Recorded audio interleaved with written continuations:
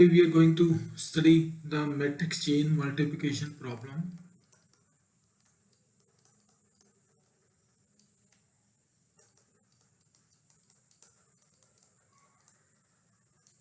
Multiplication problem using dynamic programming. Using dynamic programming.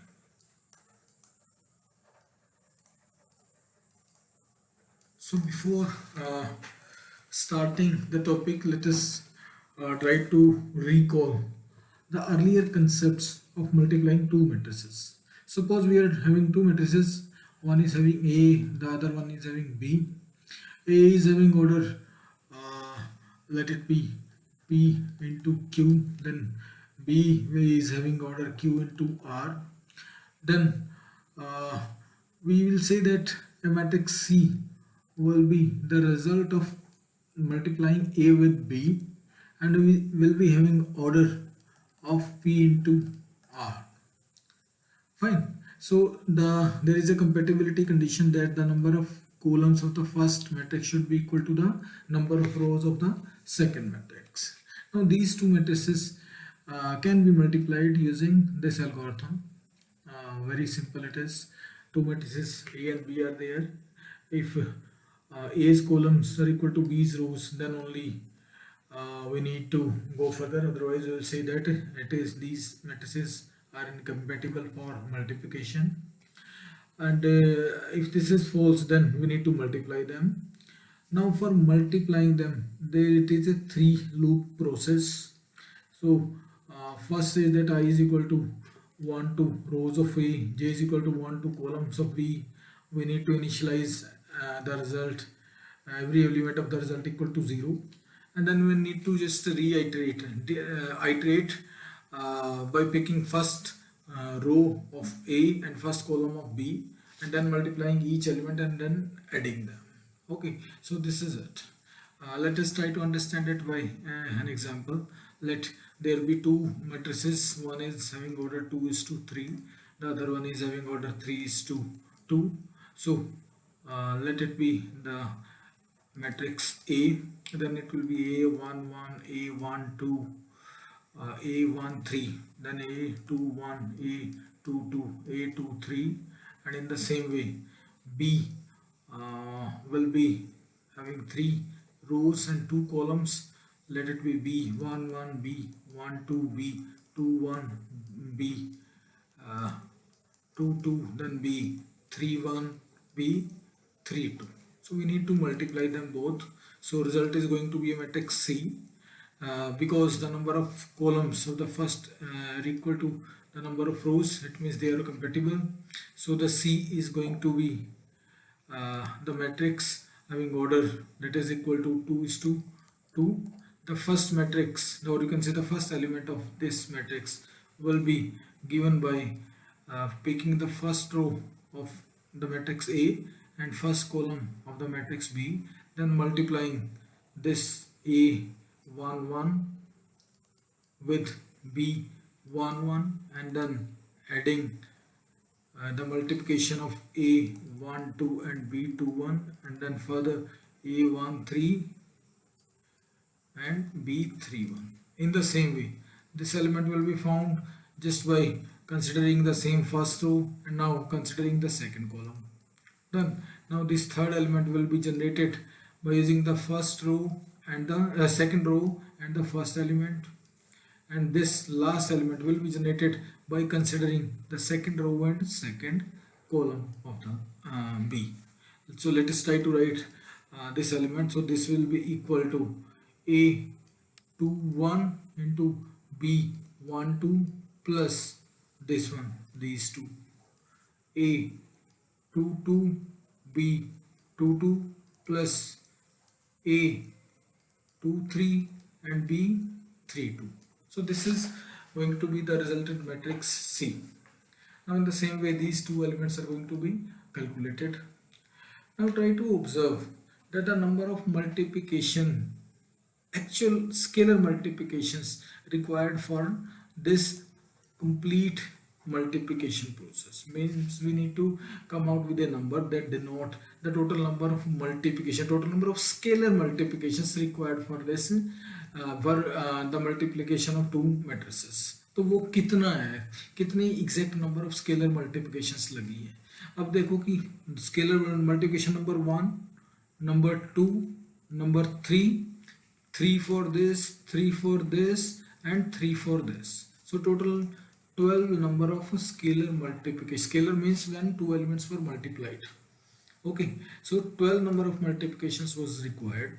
So this 12 can be represented in the form of multiplication of rows of the first matrix A and columns of the first matrix, that is R, that is Q, done, and the columns of the third matrix B, that is equal to R.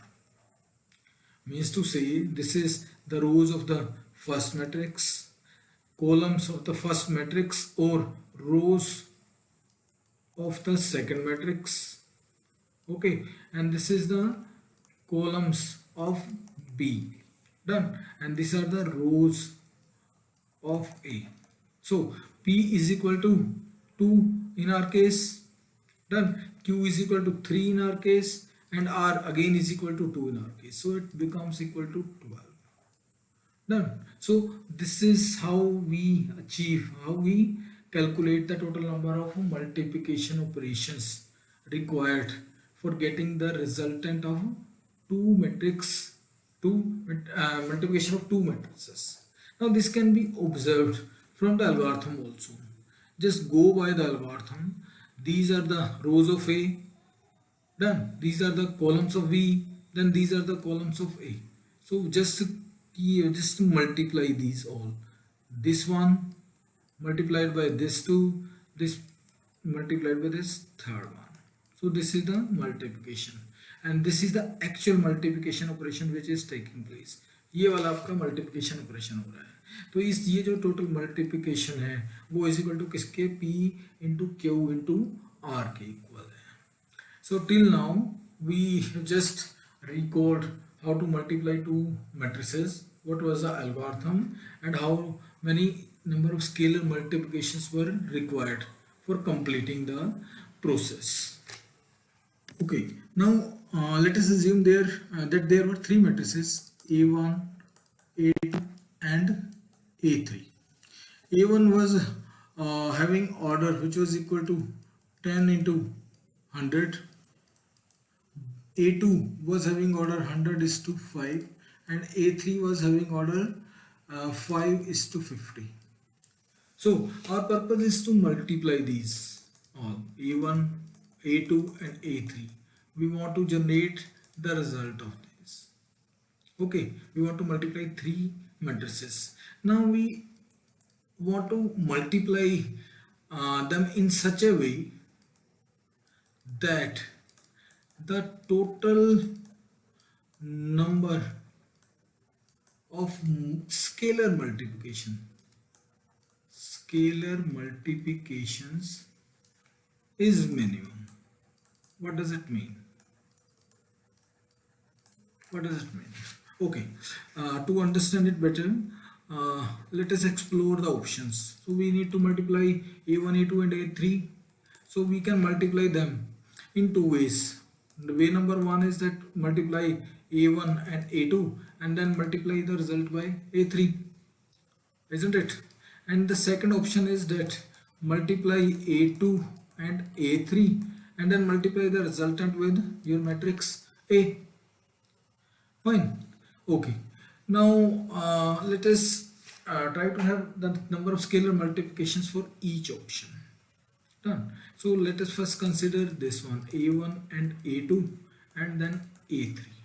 Now for multiplying A1 and A2, A1 was having order that was equal to 10 is to 100, A2 was having order 100 is to 5. So the total number of multiplications required for multiplying A1 and A2 will be equal to the number of rows of the A1, number of columns of the A1, and number of columns of the A2 which is equal to 5. So these are the scalar multiplications required for multiplying this one. Now A3 being the single matrix, there is no need to multiply anything. It means for generating A3 there is a requirement of zero number of multiplications only. Done. So once these two are there, now we need to multiply these both matrices. Okay, अब इनको multiply करो. अब कहता है इनको multiply करने के लिए क्या चाहिए, इनका ऑर्डर चाहिए. A1 और A2 का ऑर्डर क्या है, A1 और A2 के जो मल्टीप्लिकेशन के बाद आएगा मैट्रिक्स उसका ऑर्डर क्या है, इसका ऑर्डर कितना है, is equal to A1 and A2. इन दोनों को मल्टीप्लाई करो, this one and this one. तो नंबर ऑफ रोज कितनी रहने वाली है, 10. नंबर ऑफ कॉलम्स कितने रहने वाले हैं, 5. और A3 का ऑर्डर कितना है, that is equal to 5 into 50.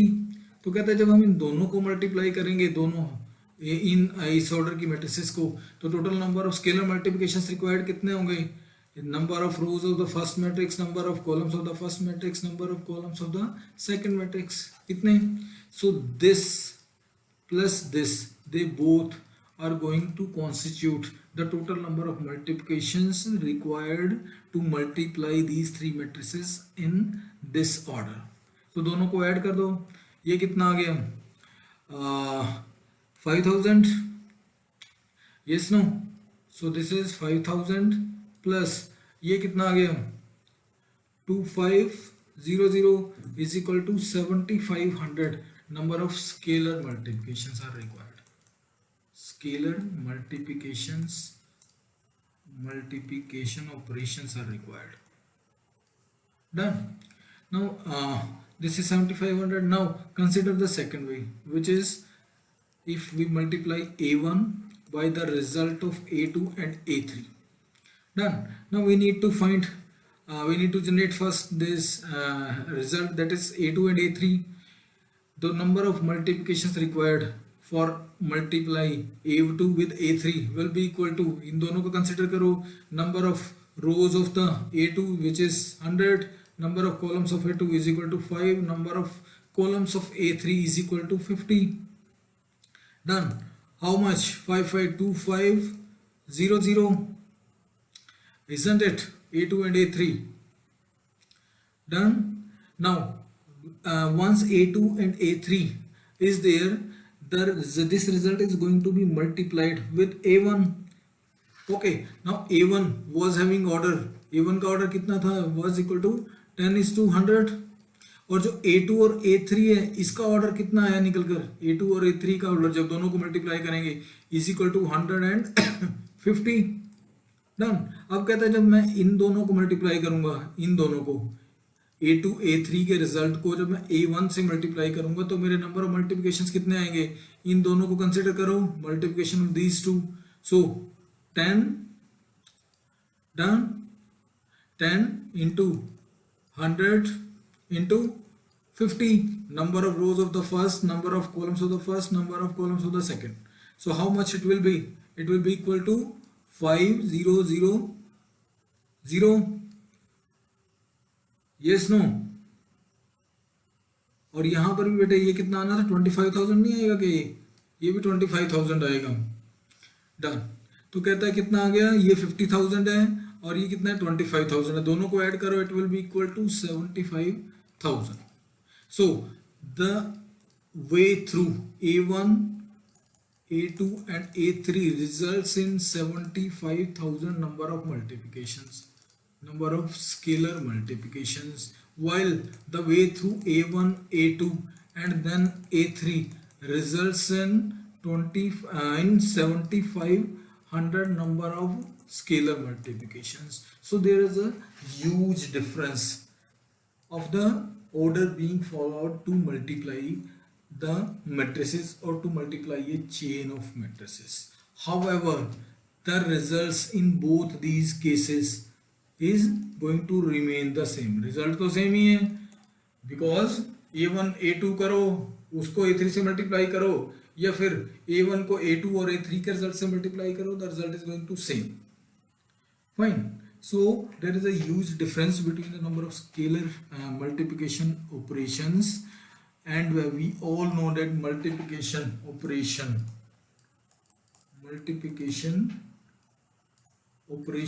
is one of the costliest costliest operation, you may say, in your computers. So our problem is to minimize these scalar multiplications required to multiply n matrices or to multiply a chain of matrices. Fine. So this is going to be the problems. So अब हमारी problem है क्या कि we are provided with, let us suppose, three matrices.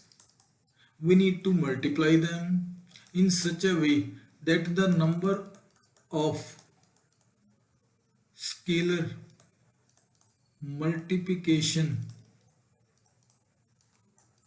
operations or operations are minimum. So this is the goal to achieve कि इनको हम इस order से मल्टीप्लाई करें ताकि minimum number of scalar multiplications use हो. Now this problem of matrix multiplication can be seen from the viewpoint of putting parenthesis. Means we can have a1 and then a2 and a3, and after this we need to multiply them both. So this is the option number 1, and the second option is that multiply a1 and a2 and then multiply the result with the third one, that is the a3. Okay, so the problem of finding the minimum number of scalar multiplications by following a particular order can be visualized in the form of a parenthesization problem, where we need to put parentheses to denote the order of multiplications to have the minimum, or you can say minimum scalar multiplication operator. Is that fine? कि हमें करना क्या है कि suppose मुझे n matrices दी हुई हैं, a2 a3 up to an matrices दी हुई हैं, तो मुझे क्या करना है, एक पैरेंथेसिस इनमें पुट करनी है कि मैंने a1 और a2 को पहले मल्टीप्लाई किया, जो रिजल्ट आया उसको a3 से किया, उसके बाद जो रिजल्ट आया उसको सपोज उस दूसरी साइड में मैंने a4 निकाला हुआ था, a5 और a6 इधर निकाला था, इन दोनों को मल्टीप्लाई किया था, जो इनका जो रिजल्ट आया उनको दोनों को मैंने फिर यहाँ पर मल्टीप्लाई किया, और जो इसका जो रिजल्ट आया उसको मैंने a6 से मल्टीप्लाई की, a7 से मल्टीप्लाई किया, जो इसका जो रिजल्ट आया उसको मैंने a8 से मल्टीप्लाई किया, and so on. So overall problem इसमें कन्वर्ट हो जाती है to put parenthesis to denote the order of multiplication. So overall problem of matrix chain multiplication can be considered as the problem of putting appropriate parentheses, which will be taken care of when matrices are going to be multiplied.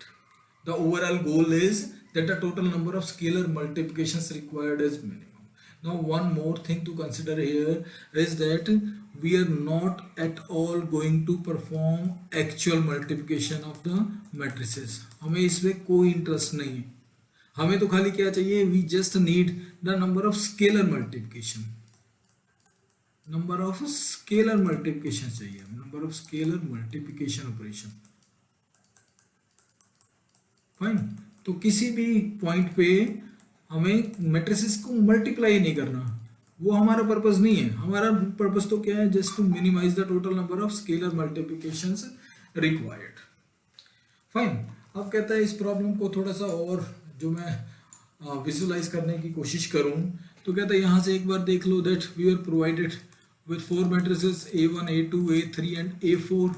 Now we want to solve it optimally. कहता है optimally solve करने के लिए there are four options. One is to follow this order, second one is to follow this, third one to this, fourth one to this, fifth one to this. So 5 options are there, and we need to generate the scalar multiplications for this also, this also, this also, and this also, and this one also. And out of these, we are going to follow the one which is going to take the minimal number of scalar multiplications. So overall, we can say that in matrix chain multiplication problem, we are provided with a chain. We are provided with a chain of matrices. The chain is A1, A2, A3, A4, A5 up to AN. Okay, we need to find an order in which the matrices are going to be multiplied to attain the minimum number of scalar multiplications. Now this problem can be visualized in terms of putting parentheses. We need to put some parentheses like this one. Done. And so on. We need to put parentheses, and such the order of the parentheses, or you can say the overall purpose of putting parentheses is that the parentheses when evaluated, done, when the matrix multiplication is going to be performed by just following the parenthesis order, the total number of scalar multiplication required to multiply a1 up to an is going to be minimal. So this is the complete problem statement. Okay, now let us try to have a solution of the matrix chain multiplication using dynamic programming approach. So we are having 5 matrices, suppose A1, A2, A3, A4 and A5. We need to multiply them. Now for multiplication of these matrices in an optimal way, or you can say the way which results in the minimal number of scalar multiplication, may be achieved in the following ways. Way number one is that if we just keep a break at matrix 1, means A1, and then multiply A2 to A5. Then the second way is if we have a break at matrix number 2 and we multiplied the matrices in this order. The third one is if we can have a break at matrix number 3 and then A4 and A5. Last वाला कौन सा है कि हमने break लगाया 4 पर और इस तरीके से हमने मैट्रिसेस को मल्टीप्लाई कर दिया. Fine. So these are the following 4 options, 1 2 3 and 4 options. इन चारों में से हम कौन सा चूज करेंगे? Which is the optimal one. Which is the optimal one. Optimal कौन सा होगा? Which is resulting minimum number of scalar multiplications. अब कहते हैं ये जो सब प्रॉब्लम्स हैं इसकी, ये मेन प्रॉब्लम थी. ये कौन से सब प्रॉब्लम? P1, ये P2, ये P3 और ये P4. अब कहता है P1 का हर एक part, this one as well as this one, they should be solve optimally to solve the P in an optimal way. ऐसे ही कहता है ये दोनों भी ऑप्टिमली सॉल्व होनी चाहिए, ये दोनों भी ऑप्टिमली सॉल्व होनी चाहिए और ये दोनों भी ऑप्टिमली सॉल्व होनी चाहिए.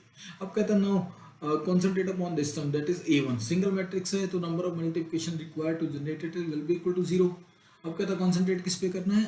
A2, A3, A4 और A5, इस वाली सब चेन पर कंसंट्रेट करना है. अब कहता है this sub chain can be solved in the following ways just by putting a break at A2 and then A3, A4 and A5. Second way कौन सा है? Just by putting a break at A3 and this way. और third one कौन सा है? A2, A3, A4 and then A5. So these are the सब problems of this problem, सब problem P1. Okay, इनमें से भी हर एक को ऑप्टिमली सॉल्व होना चाहिए. ऐसे कहता है इस पर कॉन्सेंट्रेट करो. ये तो डायरेक्ट आंसर है. A1, A2 दो मैट्रिसेस हैं, एक ही ऑप्शन है, तो इनका तो टाइम कितना आना है, स्केलर नंबर ऑफ मल्टीप्लिकेशन कितने आने हैं, वो कांस्टेंट आने हैं, फिक्स्ड आने हैं. अब कहता है इसकी सब प्रॉब्लम इस पर कॉन्सेंट्रेट करो, A3, A4 एंड A5. अब कहता है इसके कौन से दो तरीके हैं करने के? कहता है मैं क्या करूं? A3 पर ब्रेक लगाऊं, A4 और A5 को कर लूं, या फिर मैं क्या करूं? A3 या फिर A4 पर ब्रेक लगाऊं और इस तरीके से कर लूं. तो ये कहता है इसकी सब प्रॉब्लम्स हैं. अब कहता है इस थर्ड वाली को कंसिडर करो, P3 सब प्रॉब्लम को. कहता है ये तो फिक्स है, इस पर कॉन्सेंट्रेट करो. कहता है इसको मैं फिर से दो तरीके से सॉल्व कर सकता हूँ. वो कौन से हैं? मैं A1 पर ब्रेक लगाऊं, A2 और A3 कर लूँ, या फिर मैं क्या करूं? A2 पर ब्रेक लगाऊं, A1, A2 और इसको क्या करूं? A3 से मल्टीप्लाई कर लूं. कहता है ये तरीका है. डन. अब कहता है लास्ट वाली पर आ जाओ. ये तो ऑलरेडी सॉल्व है, 0 A5. अब कहता है इसको P4 को हम सॉल्व कर सकते हैं. वो कितने से? कहता है ये तीन तरीके हैं. तीन में से पहले हमने A1 पर ब्रेक लगाया तो A2, A3 and A4. Next में हमने A2 पर ब्रेक लगाया तो A1 और A2 और A3 और A4, तो लास्ट हमने A3 पर ब्रेक लगाया तो A1, A2, A3 और A4। कहता है ये इसके सबवेज हैं। ओके, अब कहता है इस सबवे को for this P4 to be optimal, ये तीनों कौन सी होनी चाहिए? ऑप्टिमली सॉल्व होनी चाहिए।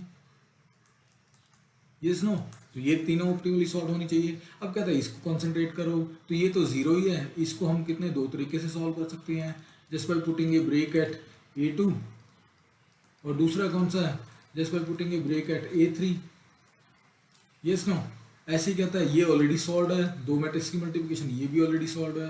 कहता है इसको फिर से मैं क्या सॉल्व कर सकता हूँ? A1 पे ब्रेक लगाऊं, A2 और A3, या फिर मैं किस पे ब्रेक लगाऊं? A2 पर लगाऊं, A1, A2 और A3। कहता है इस तरीके से इसको सॉल्व कर सकते हैं। A4 तो ऑलरेडी जीरो है। तो कहता है ये क्या है? ओवरऑल में डायनामिक प्रोग्रामिंग ट्री जनरेट होकर है। अब कहता है इस ट्री को क्लोजली ऑब्जर्व करो। कहता है ये वाली एंट्री देखो दिस वन A3, या फिर कोई भी एक एंट्री ले लो, ये वाली देख लो, A2, A3 एंड A4 यहाँ पर कैलकुलेट हुई, A2, A3 एंड A4 यहाँ पर कैलकुलेट हुई, और भी कहीं कैलकुलेट हुई है क्या? A2, A3 and A4 done. कहता है ये वाली एंट्री मेरी दो बार कैलकुलेट हुई। ऐसे ही कहता है आप देख लो A2 और A3 एक बार यहाँ कैलकुलेट हुई, डन। A2, A3 यहाँ कैलकुलेट हुई, और कहाँ कैलकुलेट हुई? यहाँ पर कैलकुलेट हुई A2, A3, और कहाँ पर? यहाँ पर कैलकुलेट हुई A2, A3, और कहाँ पर रही? यहाँ पर कैलकुलेट हुई। ठीक है, तो कहते हैं 4 टाइम्स कैलकुलेट हुई। ऐसे कहता है इसमें mostly terms they are being calculated more than once. So this is the basic principle of dynamic programming. We can avoid these calculations just by storing them in the form of a table that is maintained at runtime. Okay, तो कहता है ये उस table को maintain कर लो। अब वो table है क्या? ये क्या कहता है? If we can store the number of multiplications, number of scalar multiplications required to multiply or to achieve the A1, done, कि A1 मैट्रिक्स है, A1 मैट्रिक्स को सिंगल मैट्रिक्स क्या उसको मल्टीप्लाई करने के लिए कितना? Zero number of multiplication. ऐसे A2 को भी जीरो, A3 को भी जीरो, A4 को भी जीरो और A5 को भी जीरो। तो ये वाली तो जीरो सभी के सभी। उसके बाद कहते हैं जब ये मेरे पास आ गई तो मैं क्या करूँ? A1 और A2 को कैलकुलेट करने के लिए जितने भी नंबर ऑफ स्केलर मल्टीप्लिकेशन है वो स्टोर कर लूँ। ऐसे ही A2 और A3 के कर लूँ, A3 और A4 के कर लूँ, A4 और A5 के कर लूँ। इसका मतलब मैंने क्या किया? दो दो मैट्रिक्स के कॉम्बिनेशन बना लिए, उनके जो स्केलर मल्टीप्लिकेशंस रिक्वायर्ड है वो स्टोर कर लिए। नेक्स्ट में क्या करूँ?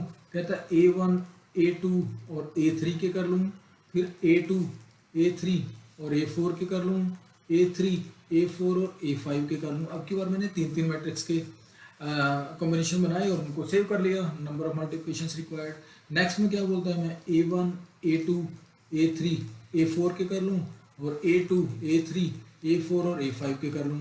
चार चार के स्टोर कर लिए, और लास्ट में क्या करूँ? कहता है A1, A2, A3, A4 और A5 के निकालूँ इनसे।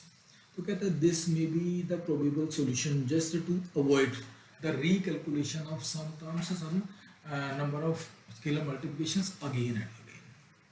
Okay, so this is going to be the form of that table that is to be maintained at runtime.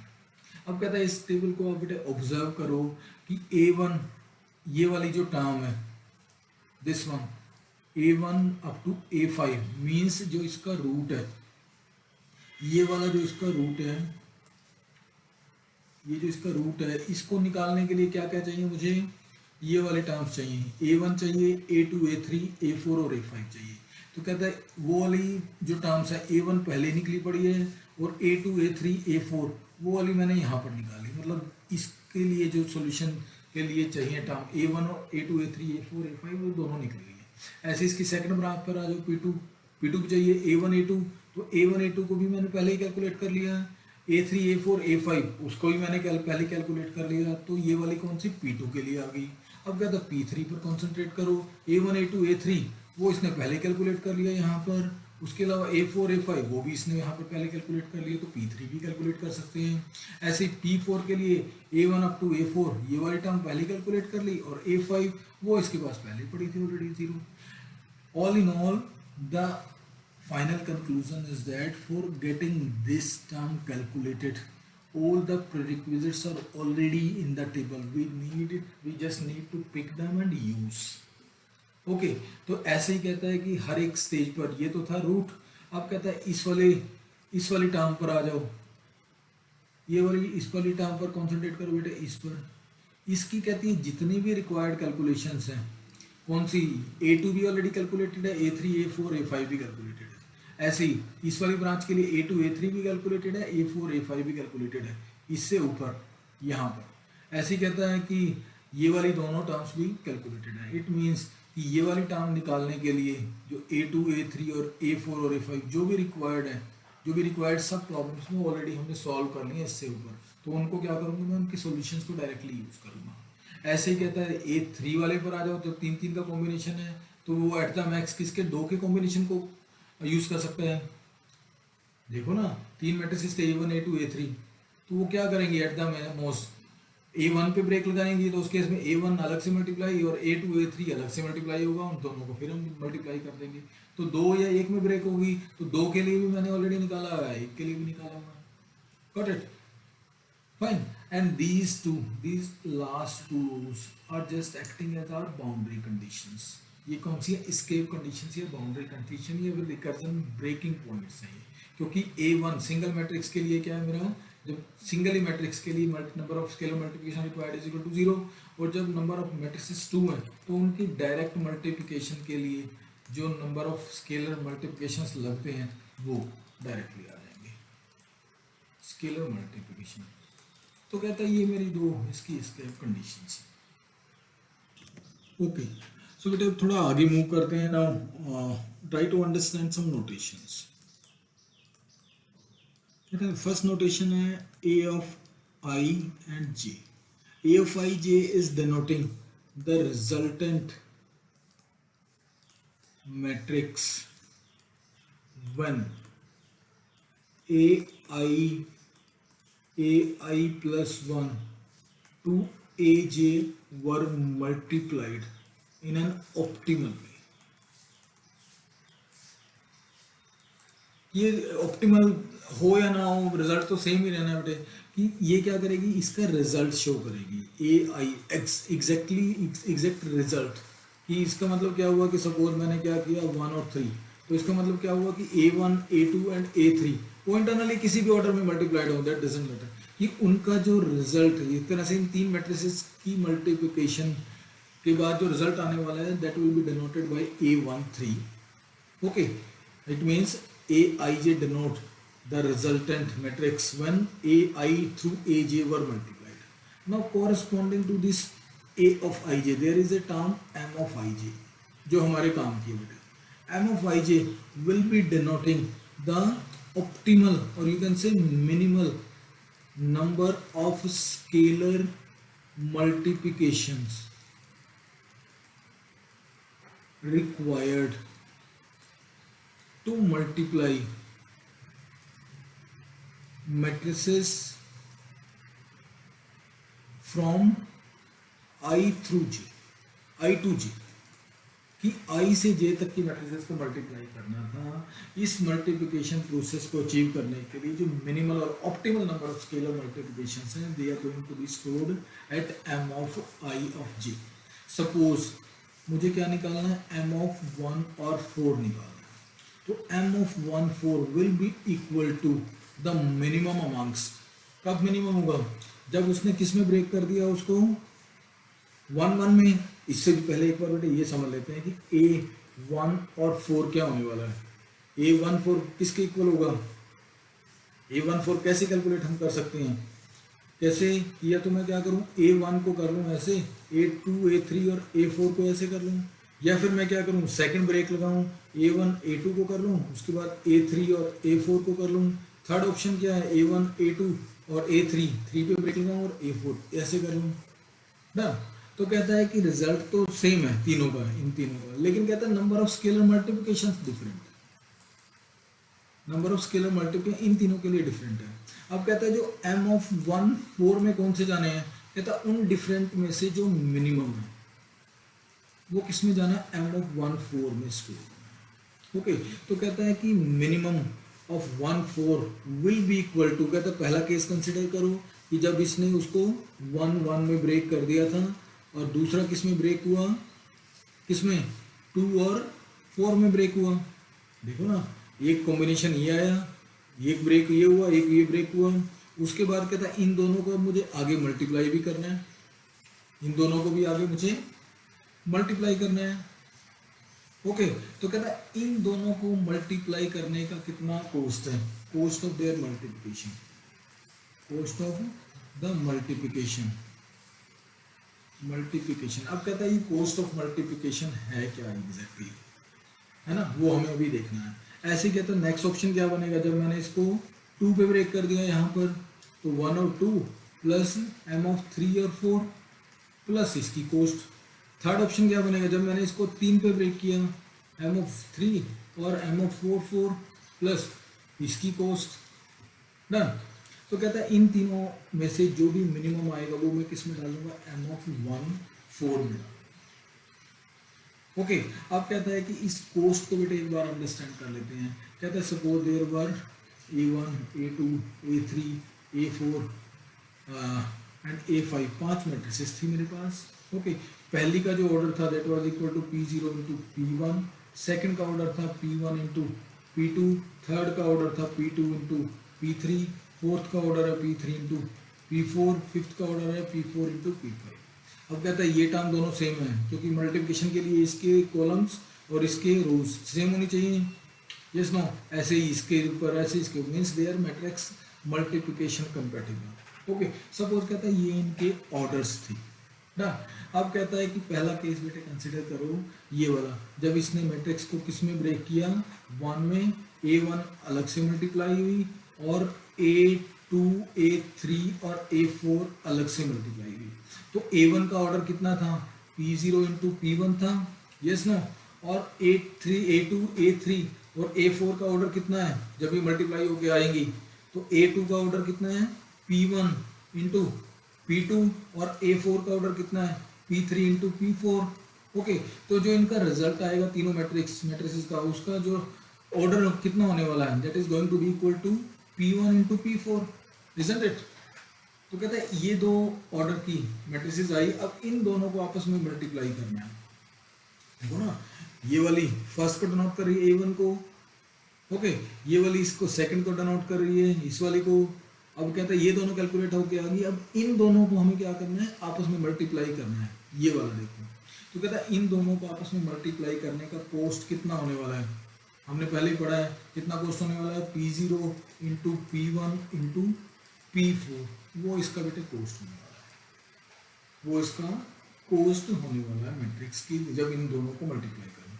तो ये वाला जो कॉस्ट है इसको आप फिल कर दो, कितना होने वाला है, P0 into P1 into P4 होने वाला है। ऐसे ही कहता है बेटे इसका भी कैलकुलेट करके देखोगे, इसका कॉस्ट कितना आएगा, P0 into P2 into P4 होने वाला है। ऐसे कहता है इसका कॉस्ट कैलकुलेट करके देखोगे तो P0 into P3 into P4 होने वाला है। तो ये इनके cost of the resultant multiplication है। कहता है इन तीन टर्म्स को ऐड करेंगे तो मुझे क्या मिलेगा, ये वाली एक कंप्लीट एंट्री मिलेगी, ये वाला ये पूरा कंप्लीट सॉल्व होके आएगा, ऐसे ये कंप्लीट सॉल्व होके आएगा, ऐसे ये कंप्लीट सॉल्व होके आएगा। इन तीनों में से जो मिनिमम है वो मैं किस में डाल दूंगा, m ऑफ 1 4 में डाल दूंगा। I think it is clear that what exactly m of ij is that. Fine. अब कहते हैं अब हमें सॉल्यूशन ऑलरेडी पता है बेटे कि सॉल्यूशन में हमें फाइनली क्या अटेन करना है, we need to attain m of 1 5 को मुझे निकालना है। 1 5 मीन्स कि मुझे 1 से 5 तक की मैट्रिसेस को मल्टीप्लाई करना है। डन। 1 से 5 तक की मैट्रिसेस को मल्टीप्लाई करना है just bye resulting in the minimal number of scalar multiplications. तो एक बार सॉल्यूशन की बात देख लेते हैं। तो सबसे पहले बॉटम पे क्या पड़ा है, 1 1 पड़ा है, m ऑफ 1 1 वो कितना है, इज इक्वल टू 0 है। ऐसे ही m ऑफ 2 2 भी 0 है, m ऑफ 3 3 भी 0 है, m ऑफ 4 4 भी 0 है, m ऑफ 5 5 भी 0 है। यस नो, तो ये तो सिंगल 5 to 5 तक की मैट्रिक्स ही मल्टीप्लाई होगी। अब कहता है निकालो कि m ऑफ 1 2 निकालो, ठीक है। जब मैट्रिक्स 1 से 2 तक की, 2 से 3 तक की, ऐसे ही जब मैट्रिक्स 3 to 4 और जब मैट्रिक्स 4 to 5 मल्टीप्लाई होगी, डन। अब कहता है ये भी हम डायरेक्टली निकाल सकते हैं, ये हमें गिवन है ये। अब कहता है इन दोनों रोज का यूज करके क्या निकालो, m of 1 3 निकालो, डन। इन मतलब ये सिंगल सिंगल मैट्रिक्स मल्टीप्लाई हुई है, दो दो मैट्रिक्स मल्टीप्लाई हुई है, तीन तीन मैट्रिक्स मल्टीप्लाई, जितने भी पॉसिबल कॉम्बिनेशन है वो निकालो। तो 2 to 4 है, ऐसे ही m of 3 to 5 है, ओके। अब कहते हैं 3 3 के बाद 4 4 का निकालो, 4 4 के दो ही कॉम्बिनेशन बनेंगे, 1 2 कौन सा 4 और m of 2 to 5 ये कॉम्बिनेशन बनेंगे। उसके बाद कहता है 5 का निकालो। अब कहता है 5 के लिए जो आपके पास आंसर है m of 1 5, वो कहता है किस में से आएगा, एक मिनिमल आएगा। मिनिमल किस में से, जब उसने ब्रेक किया किस में, 1 में ब्रेक किया, A2 A3 A4 A5 ऐसे। तो कहता है इसको लिखने के लिए कैसे लिखूं कि m of 1 में इसने ब्रेक कर लिया था इसको, और आगे किस में m of 2 to 5 तक मल्टीप्लाई किया प्लस इसका पोस्ट, ठीक है। तो ऐसे कहता है एक बार m of 1 से 2 तक की मैट्रिक्स बनाई, m of 1 से 3 तक की, m of 1 से 4 तक की। कहता है इन चारों में से जो मिनिमल होगा वो मैं 1 5 को लेता हूँ। अब कहता है हमें क्या लिखना है कि जनरल इक्वेशन लिखनी है for representation of m of i and j। कहता है वो जो जनरल इक्वेशन है, वो जनरल इक्वेशन क्या कहती है, that it will be equal to 0 if i is equal to j। ध्यान से देखना बेटा कि 1 1 या 2 2 3 3 4 4 करना है, तो सभी की सभी एंटर्स क्या है, इज इक्वल टू 0, ये वाली। अब कहता है when i is less than j, when i is less than j, तो उस केस में क्या होना है कि मुझे i to j हर एक जगह ब्रेक पॉइंट चेक करना है। जैसे 1 to 5 मुझे कैलकुलेट करना था, तो पहले मैंने ब्रेक किस पे लगाया, 1 पे लगाया, फिर 2 पे लगाया, फिर 3 पे, फिर 4 पे, फिर 4 पे, यहाँ तक के मैंने ब्रेक्स लगाए, ठीक है। तो मुझे क्या लिखना है कि ये किसके इक्वल होगी, will be equal to m of i k में ब्रेक कर दिया, प्लस उसके बाद k प्लस 1 टू j में ब्रेक किया, उसके बाद क्या किया, इन दोनों को आपस में मल्टीप्लाई किया। इन दोनों को आपस में मल्टीप्लाई करने के लिए कितने नंबर ऑफ मल्टीप्लिकेशन चाहिए मुझे, वो p ऑफ i माइनस 1 ये चाहिए, क्योंकि नंबर ऑफ रोज ये रहने वाली है। उसके बाद p ऑफ k ये कॉलम्स रहने वाले हैं, और उसके बाद कहता है p ऑफ j ये क्या रहने वाले मेरे, number of columns of the second matrix रहने वाले हैं। अब कहता है इन सब में से क्या चूज कर लेना मुझे, मिनिमम, इनमें से मिनिमम वैल्यू चूज कर लेनी है। और k कहाँ से कहाँ तक जाएगा, k will go from i to j, यहाँ से यहाँ तक k वैल्यू। अब कहता है इस इक्वेशन को अप्लाई करके बेटे try to generate the value of m of suppose 2 और 4, 2 और 4 की वैल्यू जनरेट करके देखते हैं एक बार इस वाली इक्वेशन से। तो बेटे ये एक आपकी बेसिक इक्वेशन है बेटे, ये बहुत जगह यूज होगी आगे, लगभग सारा का सारा आपका रिकर्सिव सॉल्यूशन ही है ये। तो कहता है मुझे सपोज जनरेट करनी है m ऑफ 2 और 4, या फिर एग्जैक्टली मुझे क्या करना है, a2 a3 और a4 मल्टीप्लाई करनी है, और जो ऑप्टिमल नंबर ऑफ मल्टीप्लिकेशन है वो निकालनी है। तो ये होगा क्या, कहता है मुझे मिनिमम फाइंड आउट करना है। मिनिमम फाइंड आउट किस में करना है कि पहला जो कट है, पहला ब्रेक मैं किस पे दे दूं, 2 पे ब्रेक कर दूं। इसका मतलब मैंने 2 to 2 तक मल्टीप्लाई किया, और इसके बाद मैंने 3 और 4 को मल्टीप्लाई किया। जब ये रिजल्ट आ जाता है तो मैंने इन दोनों को आपस में मल्टीप्लाई किया, तो वो रिजल्ट कितने इक्वल आएगा कि p ऑफ कितना 1, p ऑफ 1 नंबर ऑफ रोज होंगे ना इसमें सेकंड वाली मैट्रिक्स में, है ना। उसके बाद इतने कॉलम्स होने हैं, और उसके बाद इतने कॉलम्स होने मेरे सेकंड वाली मैट्रिक्स के ना। तो ये तो हुआ जब मैंने 2 पर ब्रेक लगाया। अब कहता है मैंने 3 पर ब्रेक लगाया। जब मैं 3 पर ब्रेक लगाऊंगा तो 2 to 3 तक मल्टीप्लाई करूंगा, और आगे उसको 4 और 4 को मल्टीप्लाई करूंगा, प्लस अब इन दोनों को आपस में मल्टीप्लाई करूंगा। जब इन दोनों को आपस में मल्टीप्लाई करूंगा तो इसके रोज जाएंगे स्केलर मल्टीप्लिकेशन के लिए, इसकी रोज कितनी है p1, इसके कॉलम्स कितने हैं is equal to p3, yes no, और इसके नेक्स्ट वाले के कॉलम है इज इक्वल टू p4। तो ये आना है। कहता है इन दोनों में से जो मिनिमम है वो मैं किसको लगा दूंगा, p ऑफ 2 4 को लगा दूंगा। ओके, एक और एंट्री निकाल के देख लेते हैं एम ऑफ सपोज 1 और 3 के लिए। तो 1 और 3 के लिए क्या निकालेंगे, मिनिमम निकालेंगे किस किस में से, जब इसने ब्रेक किया 1 1 पर, जब ब्रेक किया इसने 1 2 पर, जब ब्रेक किया इसने दो ही आएंगे ऑप्शन, 1 1 पे ब्रेक करे या 1 2 पे। जब 1 1 पे ब्रेक किया तो सेकंड वाली मैट्रिक्स कौन सी बन गई, 2 और 3। जब 2 पर ब्रेक किया तो सेकंड वाली मैट्रिक्स कितनी बनेगी, 3 और 3। अब इसके लिए कितने नंबर ऑफ स्केलर मल्टीप्लिकेशन लगेंगे इन दोनों को मल्टीप्लाई करने के लिए, P of 0 into P of 1 into P of 3। इसके लिए कितने लगेंगे, P of 0 into P of 2 into P of 3। ये इसके लिए नंबर ऑफ मल्टीप्लिकेशन लगेंगे। तो कहते हैं यहाँ से निकाल लो। ओके, तो ऑल इन ऑल हुआ क्या कि सबसे पहले आपको M11 आपको गिवन है वो 0 है, M22 भी 0 है, M33 भी 0 है, इस तरीके से M44 भी और 55 भी इज इक्वल टू 0। कहता है ये क्या थी, जब मैंने एक मैट्रिक्स के कॉम्बिनेशन चेक किया, फिर दो दो के लिए इसको जनरेट करके लिख लो 1 2 जितने भी पॉसिबल हैं, 2 और 3, और ऐसे ही M ऑफ 4 और 5। अब कहते हैं 3 3 वाले लिख लो, M ऑफ 1 3, M ऑफ 2 4, M ऑफ 3 5। इसके बाद 4 4 वाले लिख लो, कितने, M ऑफ 1 4, M ऑफ कितना 2 5। कहता है इसके बाद 5 वाला लिख लो 1 5। तो कहता है ये मेरा रिक्वायर्ड वन है। ओके, अब कहता है कि फर्स्ट गिवन है, सेकंड आपको गिवन है, तो थर्ड निकालने के लिए कहता है इन दोनों रोज का यूज करके थर्ड निकालो। जब थर्ड निकल गया तो कहता है फोर्थ को निकालने के लिए इन तीनों रोज का यूज करके ये वाला फोर्थ निकालो। अब कहता है इन चारों का यूज करके ये फिफ्थ निकालो। ठीक है, कैसे, एक बात ऑब्जर्व कर लो बेटे, इसकी हर एक जो एंट्री है, सपोज आपको क्या निकालना है, 1 3 निकालना है, ये वाली एंट्री आपको निकालनी थी। तो 1 3 एंट्री निकालने के लिए आपको किस किस की ज़रूरत है, 1 1 वो आपने ऑलरेडी कैलकुलेट कर लिया है यहाँ पर। ऐसे ही 2 3 वो आपने यहाँ पर कैलकुलेट कर चुके हैं। उसके बाद कहता है कि ये ऑलरेडी आपको गिवन है ये। ओके, 1 2 वो भी आपको गिवन है, निकाल लिया आपने यहाँ पर। 3 3 भी आपने निकाल लिया, वो इज इक्वल टू 0 था। ठीक है, ये ऑलरेडी आपको given.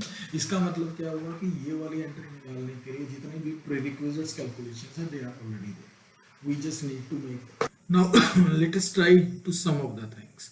So this is the table that we just generated. Okay, this is the table that we just generated. Now, let us try to understand the exact functioning behind creation or generation of this table. So, initially, we were having the problem in hand that A3, A4 and A5 was given to us. We need to find the value of A1 and 5. Okay, and correspondingly, we need to generate the A of 1 and 5. So this was our purpose. Okay, now finding A of 1 and 5, we were to choose amongst these options. वो options कौन कौन से थे, किया तो मैं क्या करता कि A1 को यहाँ पर और A2 A3 A4 और A5 को ऐसे मल्टीप्लाई कर देता। या दूसरा ऑप्शन मेरे पास क्या था, A1 A2 को यहाँ कर देता, A3 A4 और A5 को यहाँ कर देता। तीसरा ऑप्शन क्या था, A1 A2 A3 को यहाँ कर देता और A4 और A5 को यहाँ कर देता। चौथा ऑप्शन कौन सा था, A1 A2 A3 A4 को यहाँ कर देता, A5 को यहाँ कर देता। डन। तो कहता है ये दो मैट्रिसेस आती, फिर मैं इन दोनों को मल्टीप्लाई कर देता और रिजल्ट निकाल देता, और इसके कॉरस्पॉन्डिंग में क्या लिख देता, एम ऑफ क्या लिख देता मैं अपना 1 5, दोनों को ऐड करके। अब कहता है कि ये जो टोटल होना था, इसमें total number of scalar multiplication आने थे, वो कितने थे, आने थे M11 प्लस M ऑफ 2 and 5 plus cost of multiplying these two matrices, इन दोनों को मल्टीप्लाई करने का जो कॉस्ट था वो। ऐसे ही कहता है इनके केस में आ जाना था, वो क्या आ जाना था, M of 1 and 2 plus M of 3 and 5 plus इनको मल्टीप्लाई करने का कॉस्ट। उसके बाद कहता है M ऑफ 1 and 3 ये मल्टीप्लाई होनी थी, और M ऑफ 4 and 5 मल्टीप्लाई होनी थी, फिर ये दोनों आपस में मल्टीप्लाई होनी थी प्लस इनका कॉस्ट। ऐसे ही कहता है कि क्या आना था, M of 1 4 plus M of 5 5 plus इसका कॉस्ट। तो कहता है इन चारों में से जो भी मिनिमम होता है वो किसको दे देता है, मैं A15 को दे देता हूँ। ओके, तो कहता है ये वाला जो M15 है, this was generated using this equation. अब कहता है इस इक्वेशन को ध्यान से देखो कि इसमें M11 वो तो मैंने ऑलरेडी निकाल लिया था यहाँ पर।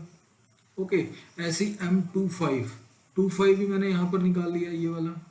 ओके, ऐसे कहता है M12 वो भी मुझे पता है, ऐसे ही M35 वो भी मुझे पता है, ये वाला है M13 ये भी मुझे पता है, 13 कौन सा है, ये वाला है। ऐसे ही M45 वो भी मुझे पता है, ये M45, ऐसे ही 14 भी पता है, और ऐसे मुझे 55 भी पता है, ये पता है। तो कहता है ये वाली एंट्री जनरेट करने के लिए मुझे क्या पता है, if I generated all these rows before, तो कहता है मैं इसके लिए सारी की सारी वैल्यूज निकाल लूँगा। अब कहता है आप कंसिडर करो इसको M14 को। M14 अपने आप में कितनी होनी है, अब हम कर क्या रहे हैं, A1 A2 A3 और A4 को मल्टीप्लाई कर रहे हैं। तो कहता है ये मिनिमम होनी किस में से, जो कहता है मैं A1 को यहाँ छोड़ दूँ, उसके बाद A2 A3 और A4, क्योंकि ये मेरे पास ऑप्शन है। ओके, या फिर मैं क्या करूँ, सेकंड पे ब्रेक लगाऊँ, A1 A2 को यहाँ मल्टीप्लाई कर लूँ, A3 और A4 को यहाँ कर लूँ, या फिर क्या करूँ, A1 A2 A3 को यहाँ कर लूँ और A4 को आगे कर लूँ, इन सब में से जो मिनिमल होगी वो। अब कहता है इनके कॉरस्पॉन्डिंग A11 मेरे पास यहाँ पड़ा है, A24 या फिर M24 वो मेरे पास कहता है यहाँ पर पड़ा है 24। इसका मतलब जब मैं ये वाली रो निकाल रहा हूँ, ये वाली इस वाली जब रो को निकाल रहा हूँ तो इसकी जो भी प्रीरिक्विजिट्स हैं वो ऑलरेडी मैं इससे पीछे कैलकुलेट कर चुका हूँ। अब कहता है ऐसे इसी तरीके से कहता है जब मैं ये वाली एंट्री निकालूंगा 4 3 2 4 और 3 5, अब कहता है M35 जनरेट करना है, तो M35 मतलब क्या है, A3 A4 और A5। ठीक है, 3 to 5 मल्टीप्लाई करना है, तो कहाँ पर ब्रेक लग सकते हैं कि मैं A3 को अलग से निकालूँ, A4 और A5 को मल्टीप्लाई कर दूँ, फिर ऐसे मल्टीप्लाई कर दूँ, या फिर क्या करूँ, A3 और A4 को मल्टीप्लाई कर दूँ, जो रिजल्ट है A5 से मल्टीप्लाई कर दूँ। तो क्या है, M34 वो मैंने ऑलरेडी निकाला हुआ है, 3 4 ये निकाला हुआ है, ऐसे ही 5 मुझे पता है, M45 भी मैंने निकाला हुआ है, ये निकाला हुआ है। तो कहता है इस रो को निकालने के लिए जो मुझे एंट्री चाहिए वो मैंने ऑलरेडी यहाँ पर निकाल ली, ऐसे इसको निकालने के लिए जो चाहिए वो मेरी एंट्रीज यहाँ पर है, हालांकि ये वाली दोनों तो rows already given done. So this is the solution, or you can say just an idea about the solution. अब कहते understand some terminology while writing the algorithm for matrix chain multiplication. So let us assume that we were having n matrices A1 up to n. Now the order of these matrices are represented using a vector P, which is having values P0, P1, P2 up to P of n. Fine. The order of a matrix AI will be given by P of I minus 1 into P of I. Or you can say that order of A5 will be P of 4 into P of 5. And in the same way, order of first matrix will be will be P of 0 into P of 1. Done. Now, if we are having two matrices, first is suppose that is I and K. Done. If we are having two matrices, let this be A and this be B. We have already discussed that P was having order P into Q, B was having order Q into R, then the number of scalar multiplications required by them will be equal to P into Q into R. Done. So this we already discussed in the beginning. So now let us try to have a formula, try to have a recursive formula for finding the optimal number of multiplications. So let us try to have the M of I of j, which denotes the minimum, or you can say optimal number of scalar multiplications required to multiply matrices from I to j. So this will be equal to the minimal amongst, okay, or you can say minimal, just cut it, it will be equal to 0 if I is equal to j, and it will be equal to minimal amongst minimal amongst m of I to k plus m of k plus 1 to j plus p of I minus 1 into p of k into p of j. Done. So this is going to be the equation for this, where k is greater than equal to I is less than j. So this is going to be the recursive definition for our solution. Now try to understand this. अब इसका meaning क्या हुआ ये एक बार understand कर लेते हैं। अब इसमें क्या बोलता है कि सपोज मुझे एक एंट्री फाइंड आउट करनी थी m ऑफ 1 and 4। इसका मतलब क्या हुआ कि मुझे a1, a2, a3 और a4 चारों को मल्टीप्लाई करना था, उसकी मुझे मिनिमल और ऑप्टिमल नंबर ऑफ मल्टीप्लिकेशन चाहिए थे। तो इस केस में i was not equal to j, it means इसमें क्या होगी, एक मिनिमल वैल्यू जनरेट होगी। इसमें क्या कंसिडर कर रहा है, चार मैट्रिसेस थी a1, a2, a3 और a4। ये क्या बोलता है कि सबसे पहले क्या करो, यहाँ पर एक ब्रेक लगा लो। इस ब्रेक लगाने का मतलब क्या हुआ, a1 को अलग रख लो, a2, a3 और a4 को अलग मल्टीप्लाई कर लो। फिर कहता है नहीं, सेकंड वाले भी ब्रेक लगा लो। अब क्या करो, a1 और a2 को अलग से मल्टीप्लाई कर लो, a3 और a4 को अलग से मल्टीप्लाई करो। अब कहता है a3 पे ब्रेक लगा लो, a1, a2, a3 को अलग मल्टीप्लाई कर लो, उसके बाद उसको a4 से मल्टीप्लाई कर लो।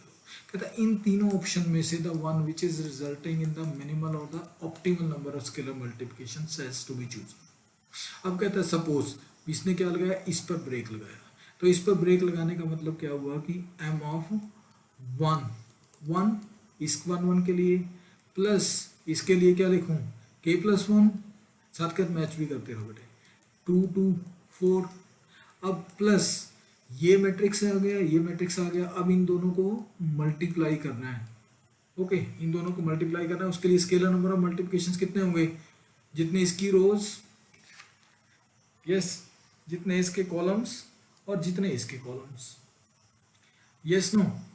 तो कहता है अब देख लो, इस वाली रो के कितने हैं, p ऑफ 0, यस नो, और इसके कॉलम्स कितने हैं, p ऑफ 1, और इसके कॉलम्स कितने हैं, देखकर बताओ ना बेटे, इसके कॉलम्स कितने हैं, p ऑफ 4।